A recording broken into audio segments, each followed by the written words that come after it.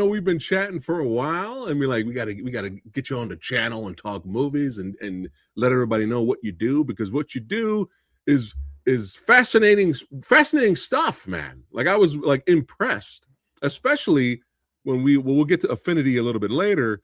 Especially when me and my buddy director Billy Hanson from Bold and Cold, we were in the theater and we watched Affinity on the big screen, and we're just like, this looks amazing.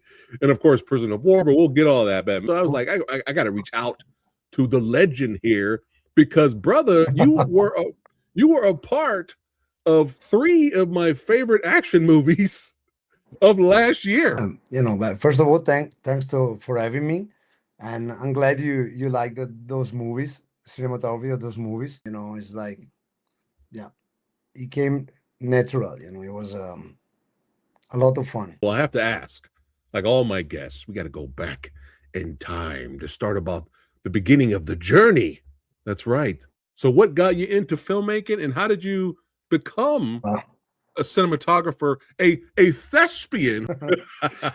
so, man, I mean, I always liked cinema since I was like a teenager, right? We were used to go to cinema 3 times a week, you know, talking about cinema, watching movies, and then I cultivate this passion and finished high school. I went to university. I studied cinema university, not film school, university, which is very different. And yeah, honestly, like every kid, I wanted to be a director first. And then when I start actually do the job, I realized that I like it more to be in the camera. And I start like second assistant and then camera operator, and then eventually I became a DP. But yeah, I mean, I always loved cinema, man. Like it's been one of my passions since I was a teenager. And Oh, another cool. passion was martial art, which I practiced since I was 6. So actually, I combined my two passions in life, cinema and martial art, and put them together, and you know How cool. that's my job basically now. And When your obviously, passion you become a job. right.